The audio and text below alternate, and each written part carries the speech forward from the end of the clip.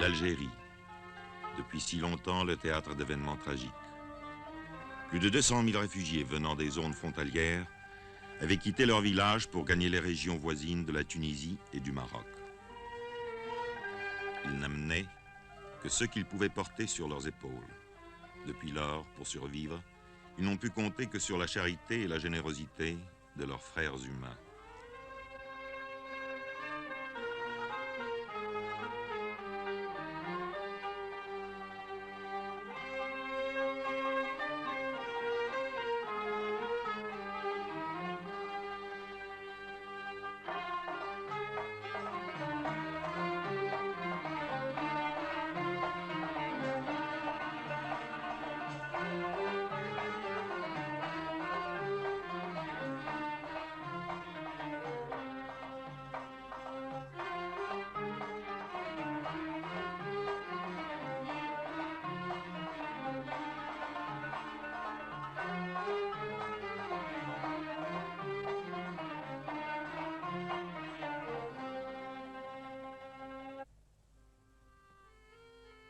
Dans tout l'islam, la religion et un même mode de vie unit les croyants. Pour le peuple musulman, une parole du prophète exprime le sentiment de leur solidarité. L'homme est à l'homme comme la pierre est à la pierre qui donne à l'autre et reçoit de l'autre la force qui fait la solidité de l'édifice. Lorsque venant d'Algérie, les réfugiés arrivèrent, ils n'eurent rien à demander. La population locale partagea son pain avec eux. On les reçut comme des voisins chez des voisins.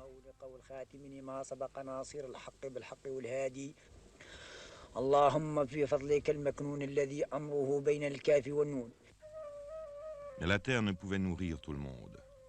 Les moyens des gouvernements tunisiens et marocains s'épuisèrent bientôt, et c'est au Haut-Commissariat des Nations Unies que l'on fit appel. Sur sa requête, le Comité international de la Croix-Rouge apporta les premiers secours.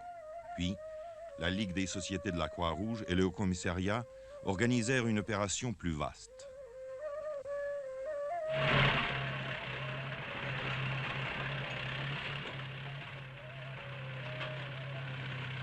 Dès lors, depuis 1959, l'aide aux réfugiés en Tunisie et au Maroc se fit principalement selon ce programme.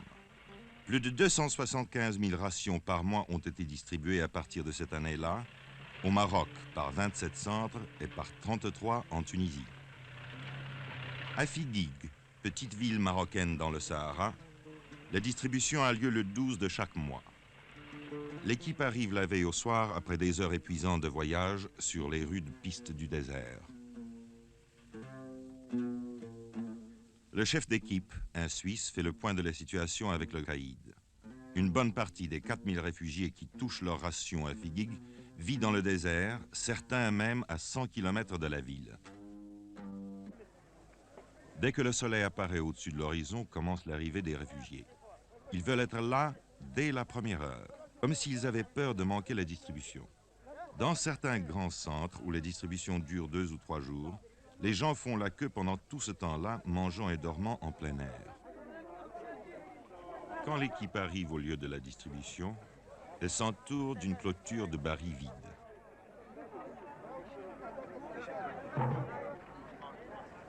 Voilà les queues maintenant organisées, les femmes d'un côté, les hommes de l'autre.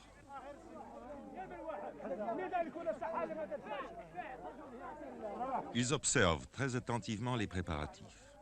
Les rations sont-elles toutes les mêmes? Ne manquera-t-il rien? Mais l'atmosphère générale est plutôt à la bonne humeur, même si parfois il faut intervenir pour prier quelqu'un de reprendre sa place dans le rang. Les vieux sont assis en cercle au milieu.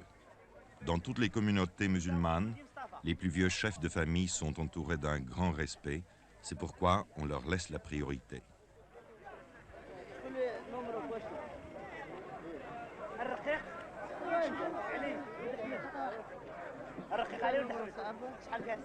Mais les hommes ne seraient pas les hommes si même parmi les plus vieux, certains essayaient de passer avant les autres, comme ce vieil homme qui a tout l'air de vouloir se glisser au premier rang.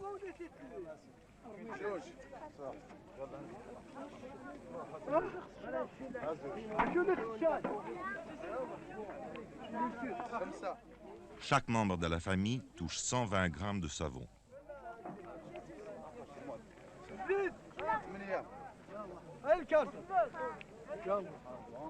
400 grammes de sucre,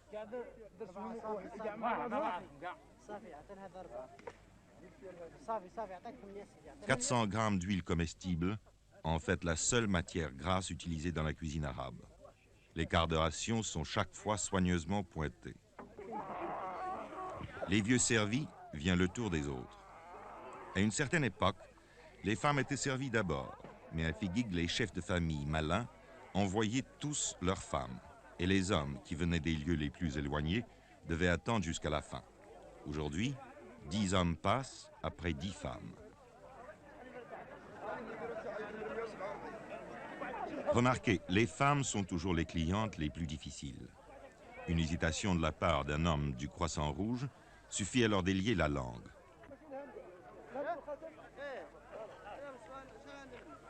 C'est dans cette ancienne église que l'archevêque catholique de Casablanca a mise à la disposition de l'opération de secours que se fait la distribution de blé et de riz. Chaque réfugié a droit à 10 kilos de blé et 2 kilos de riz. En Afrique du Nord, chaque famille cuit son propre pain et fabrique sa semoule pour le traditionnel couscous.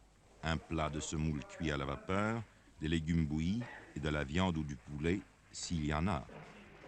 Certains réfugiés n'ont pas touché à la viande depuis plus d'1 an.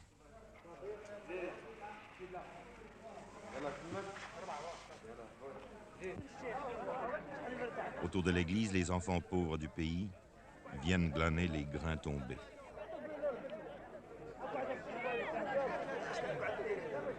La charité n'est pas le privilège des riches. Les réfugiés aussi partagent avec les autres.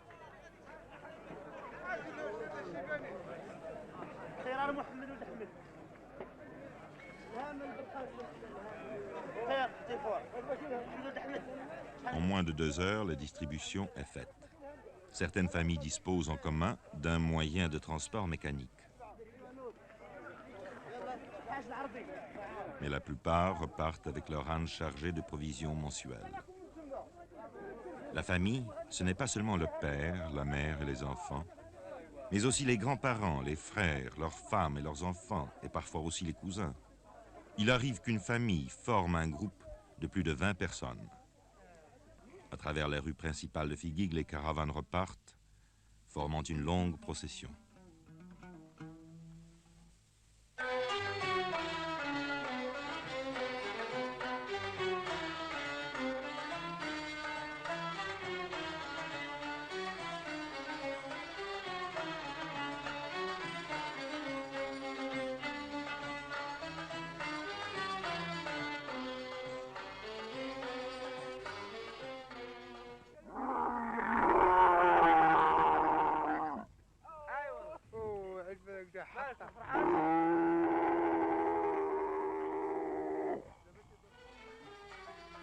Une fois par mois, les chefs de caravanes bédouins, eux-mêmes réfugiés, ont encore des marchandises à transporter, les rations destinées à leurs tribus en exil.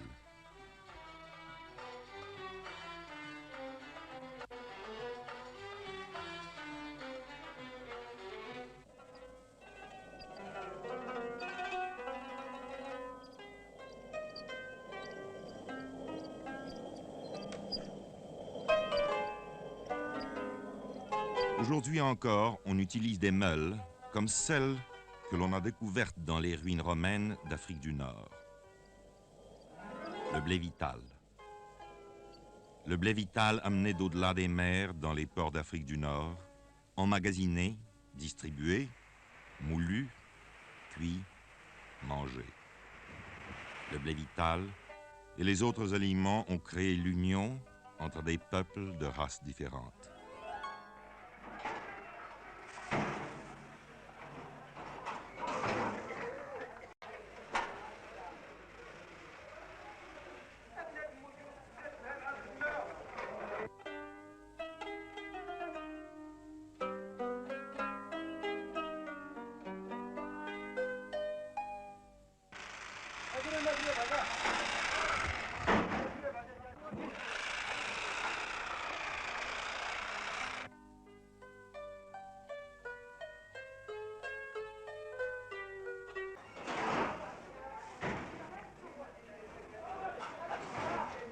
L'homme est à l'homme, comme la pierre est à la pierre qui donne à l'autre et reçoit de l'autre la force qui fait l'édifice.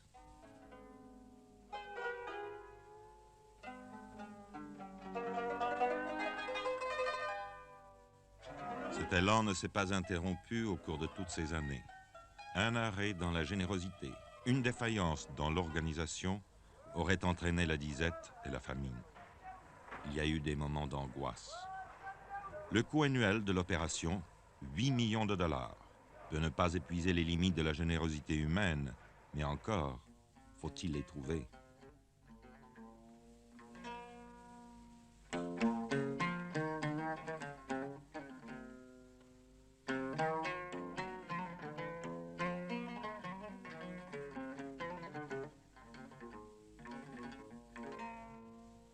On est parvenu à fournir à chaque réfugié 1540 calories par jour.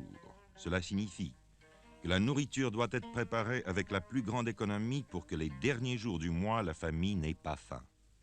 Mais cela permet de durer.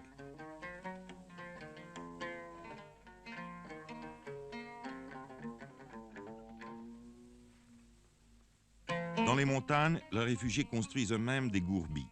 Un toit de feuilles sur un châssis de branches, le tout posé sur un mur circulaire, fait de boue ou de pierre, un trou servant d'entrée. Dans les plaines et le désert, les réfugiés vivent sous les tentes qu'ils ont généralement construites eux-mêmes dans le style traditionnel. Quelques nomades sont arrivés avec le reste de leur troupeau. Cette famille possédait plus de 300 bêtes, mais la plupart furent tuées ou moururent pendant l'exode. Voilà ce qu'il en reste. Une douzaine de chèvres et de moutons qui donnent un peu de lait et de laine, mais qui symbolisent aussi l'espoir de refaire un nouveau troupeau. Pendant la saison des pluies, les réfugiés coupent dans la plaine l'alpha qu'ils troquent contre un supplément de nourriture. On tisse aussi des nattes d'alpha sur des métiers procurés par l'opération de secours.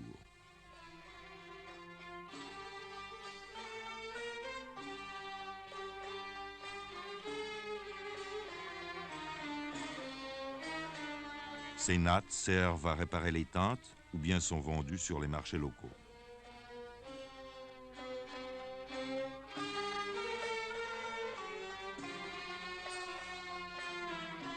Dans les collines et les montagnes, les réfugiés ont le droit de couper les broussailles mortes. Ce réfugié a eu la chance de trouver un chêne de liège mort.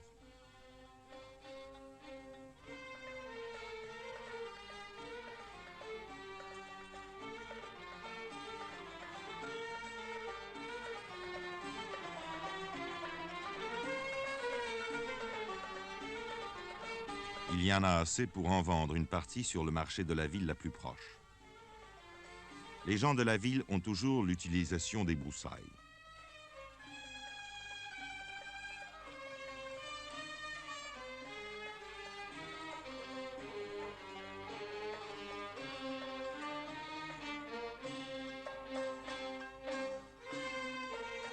L'offre est acceptée, le marché conclu.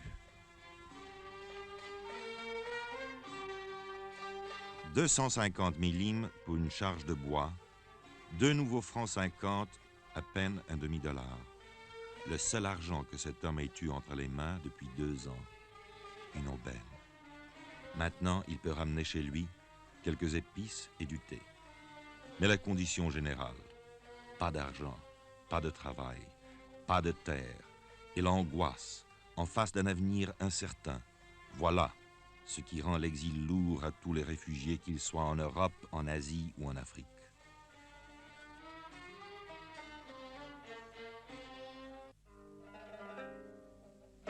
Les réfugiés dépendent entièrement du secours international.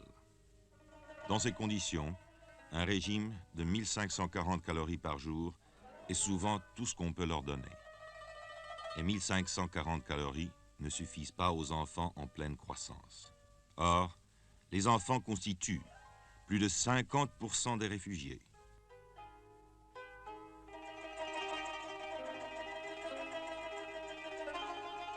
Pour eux, un effort exceptionnel a été accompli. Une chaîne de 160 postes de distribution de lait a été créé pour 90 000 enfants réfugiés. Chaque matin, en allant à l'école, on leur donne une tasse de lait vitaminé et un morceau de pain.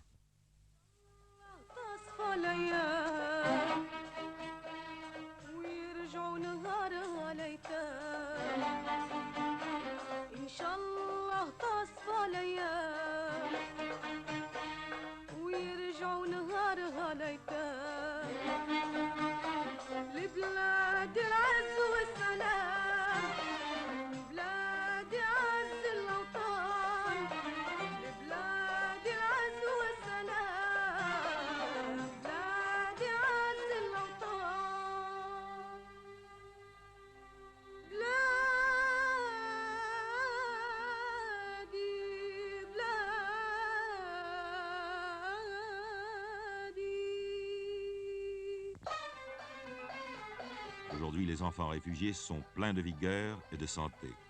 C'est joyeusement qu'avant de se rendre à l'école, ils passent au centre de distribution. Les autorités tunisiennes et marocaines ont permis l'accès de leurs établissements scolaires à tous les enfants réfugiés. Mais, dans certains cas, il a fallu avoir recours à l'aide internationale pour améliorer les possibilités dans ce domaine.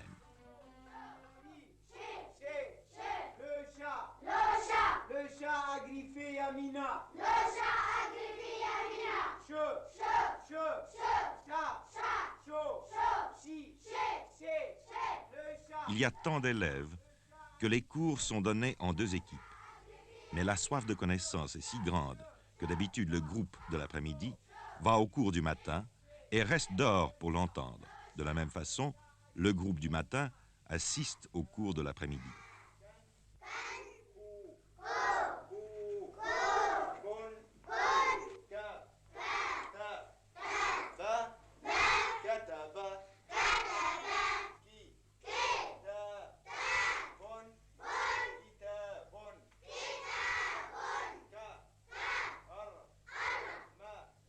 Les classes finies, pendant leurs heures de liberté, les enfants s'occupent à de petits travaux ménagers. Par exemple, ils vont puiser de l'eau.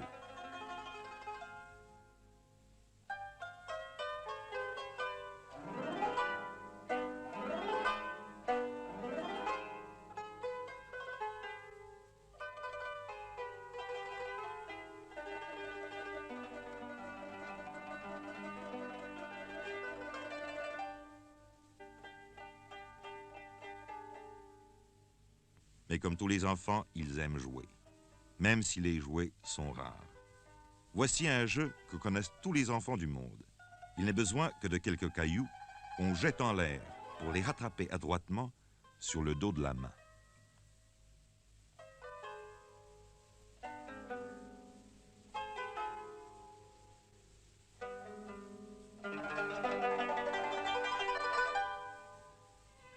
Dans les régions montagneuses et sur les hauts plateaux, là où les hivers sont très rigoureux, une autre opération a été mise en train en 1960.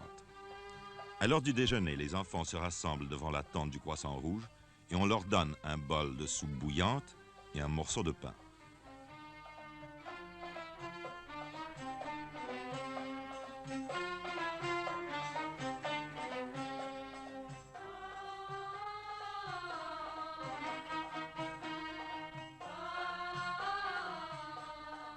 Deux fois par semaine, on ajoute de la viande.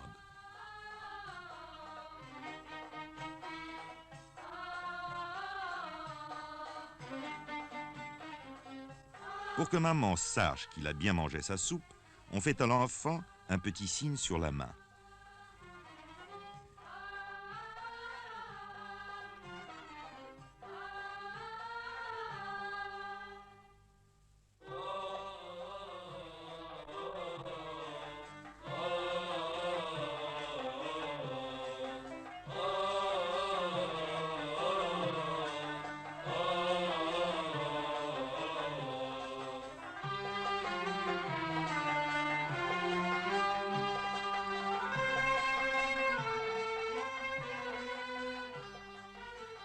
Avec tant de réfugiés disséminés sur des centaines de kilomètres, il a fallu mettre sur pied un service spécial de santé. Des médecins font des tournées régulières. Les maladies les plus courantes sont le trachome, le paludisme et la tuberculose. Leur fréquence aujourd'hui a été ramenée à des proportions normales pour la région.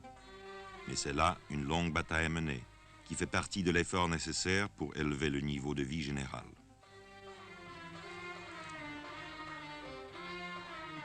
En plus des services médicaux, une chaîne assez importante de dispensaires a été créée. Des infirmiers, des secouristes, formés sur place, s'occupent des cas ordinaires. Les cas sérieux sont vus par le médecin. Ici, les malades reçoivent également des soins et des médicaments.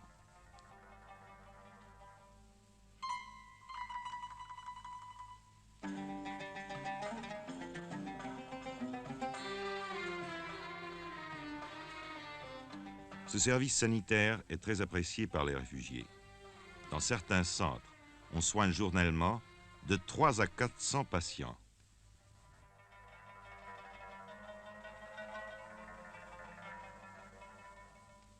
En Afrique du Nord, l'hiver, il peut faire très froid. En 1961, il est tombé dans cette région près de 2 mètres de neige. En hiver, les réfugiés restent à l'intérieur autour du feu. On leur a distribué des dizaines de milliers de couvertures et des centaines de tonnes de vêtements usagés. Et pourtant...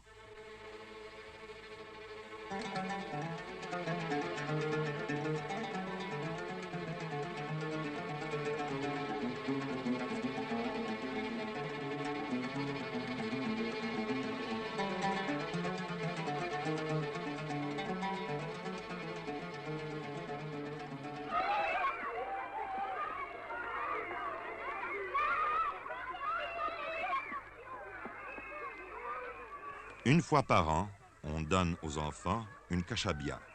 Il s'agit d'un vêtement à capuche qui les tiendra bien au chaud.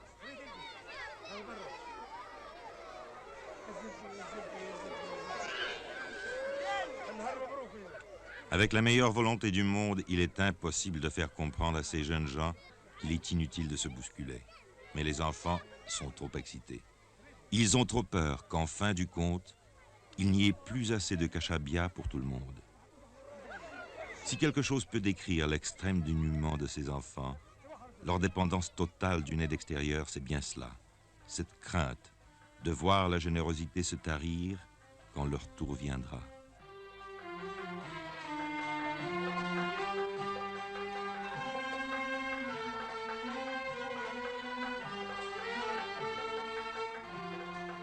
Myriam et son petit frère pleuraient à chaudes larmes pendant que les autres s'en allaient avec leur merveilleuse kashabia.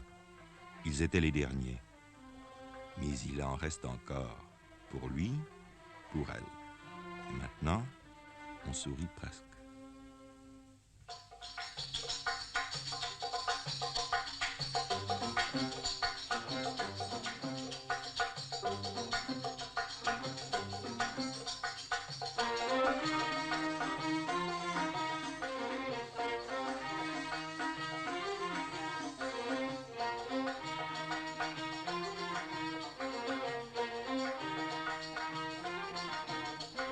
Voici ce qui a été fait. Chaque mois, régulièrement, on distribue plus d'1 quart de million de rations, chaque jour du pain et du lait pour 90 000 enfants. Dans certaines régions, on a construit des cantines, on a distribué des habits neufs, des couvertures, des tentes. On a bâti des écoles et monté un service sanitaire moderne. Cette opération a obtenu l'appui de 65 nations, grâce aux sociétés de la Croix-Rouge et du Croissant-Rouge, de Lion et Soleil Rouge, aux agences bénévoles, aux contributions financières des gouvernements, des groupes privés ou de particuliers. D'un bout de l'année à l'autre, les dons venus du dehors sont rassemblés et les vêtements triés selon les tailles et les âges. Les sacs usagés qui ont servi au transport de la farine sont transformés en chemises et en vêtements. Ce travail est accompli par des jeunes filles réfugiées dans un centre d'apprentissage du Croissant-Rouge d'Oujda au Maroc. Le cours est très attentivement suivi par ces adolescentes. زيدي هكذاك ديري 5 ديري 4 بالرز. le retour au pays natal est le seul avenir pour ces jeunes enfants et leurs parents. Les réfugiés ont été reçus comme des voisins chez des voisins par les peuples de la Tunisie et du Maroc. C'est la communauté internationale qui les aide. Mais leur véritable vie n'est pas ici, où ils ne peuvent ni travailler ni s'implanter. Et tous, du reste, désirent retourner chez eux dès que cela sera possible. Ils ont traversé une longue période de découragement, d'incertitude et d'attente, tant qu'il ne s'agissait pour eux que de survivre, et c'est grâce à l'aide internationale qu'ils ont survécu. Cette aide internationale leur a aussi permis d'envisager l'avenir avec confiance, car ils savaient qu'ils n'étaient pas abandonnés. Aujourd'hui, le retour au pays natal approchant, de nouvelles questions, de nouvelles difficultés leur apparaissent. Car le pays où ils retourneront aura été abandonné pendant des années. Les puits seront écroulés, les maisons auront été détruites, la terre sera retournée en friche. Pour tout le monde, y compris les enfants, ce sera une épreuve.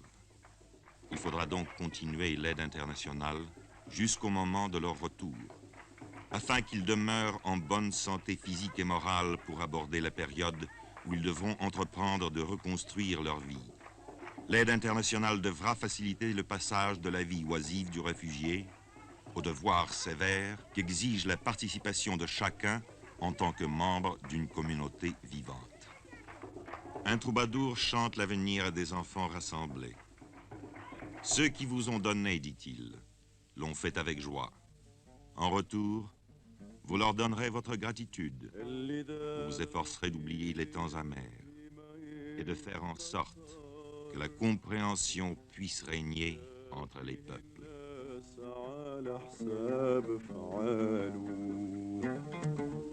نتمنى التوحيد لجميع البشر